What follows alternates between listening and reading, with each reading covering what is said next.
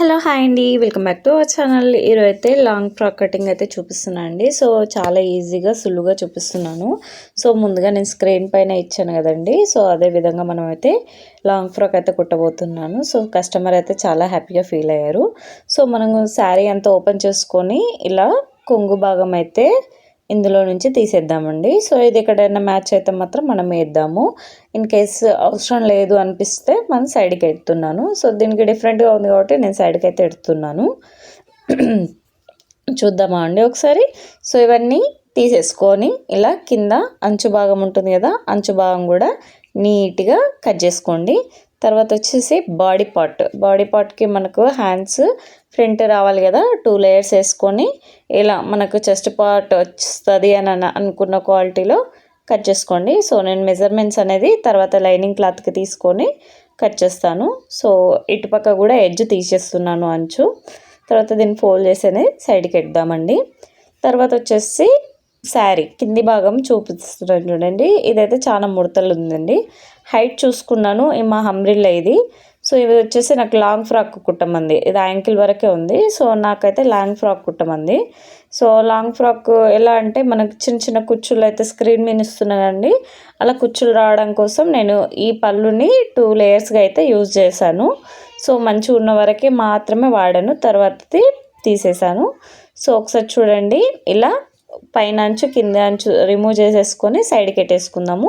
తర్వాత వచ్చేసి lining cloth అనేది తీసుకుంటున్నాను. లైనింగ్ క్లాత్లో మనం ఫ్రంట్ పార్ట్ బ్యాక్ పార్ట్ కావాలి కదండి. సో అందుకని నేను ఇలా సరిపడా పీస్ అయితే తీసుకున్నాను. తర్వాత వచ్చేసి తర్వాత ఇలా హ్యాండ్స్కి కొంచెం పీస్ అయితే తీసుకుంటున్నాను. సో నేను ఇక్కడ ఫుల్ హ్యాండ్స్ అనుకుంటున్నాను, బెలూన్ హ్యాండ్స్ అనుకుంటున్నాను.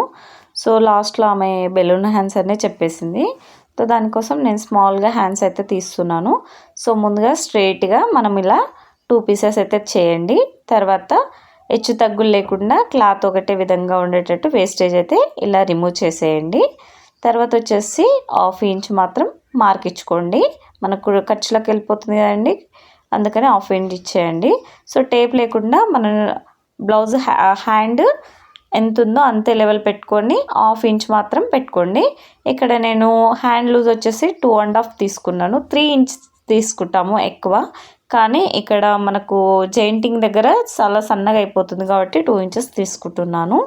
సో పెద్దగా హ్యాండ్స్ తీసుకున్న వాళ్ళైతే ఎక్కువ తీసుకోవచ్చు. మన ఆటోమేటిక్గా క్లాత్ అనేది అండరం దగ్గర ఎక్కువ వస్తుంది కాబట్టి అప్పుడు ఎక్కువ తీసుకోవచ్చు. ఇది వచ్చేసి బాడీ పార్ట్ అండి. 4 లేయర్స్ తీసుకోవాలి. 2 లేయర్స్ అడ్డంగా తీసుకొని 2 లేయర్స్ ఇలా ఫోల్డ్ చేసుకోండి, మిడిల్కి ఫోల్డ్ చేసుకోండి.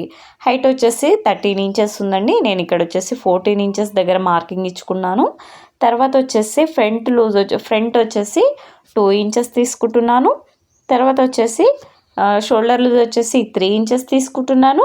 అండరం అయితే మనం చెస్ట్ లూజ్ అనేది ఇలా చూసుకోవాలండి. జాయింటింగ్ దగ్గర హ్యాండ్స్ డౌన్ దగ్గర అలా చూసుకోవాలి. మ్యాక్సిమం అలానే వస్తుంది. లేదు అనుకునే వాళ్ళైతే ఇలా షోల్డర్ నుంచి 6 ఇంచెస్ అయితే అండరం లూజ్ అయితే కిందికి దించండి. అండరం లూజ్ కిందికి దించిన తర్వాత ఇలా రెండుటిని కలుపుకొని ఇక్కడ ఒక 1/2 ఇంచు ఈ జాయింట్ మిడిల్ దగ్గర 1.5 ఇంచు ఇలా మార్కింగ్ చేసుకొని స్కేల్తోని ఇలా రౌండ్గా సర్కిల్ ఇవ్వండి.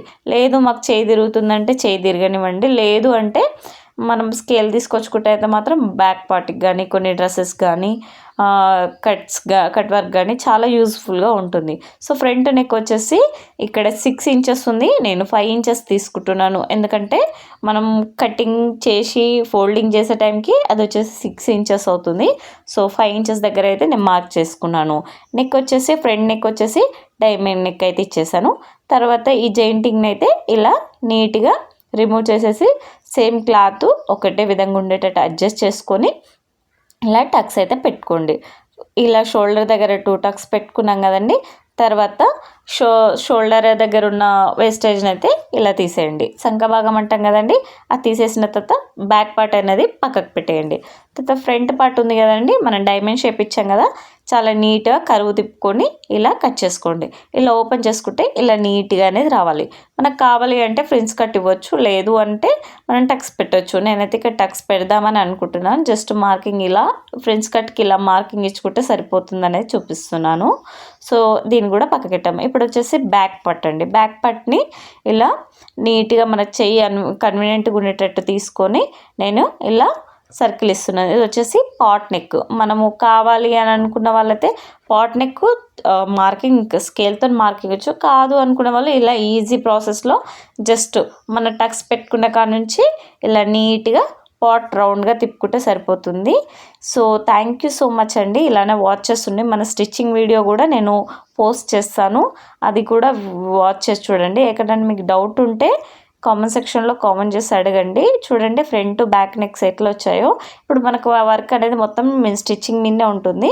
ఇలా కట్ చేసుకున్న దాన్ని మాత్రం నీట్గా ఒక దగ్గర పెట్టుకోండి. థ్యాంక్ యూ సో మచ్ అండి. ఇలానే వాచ్ చేస్తున్నాను. Thank you so much all.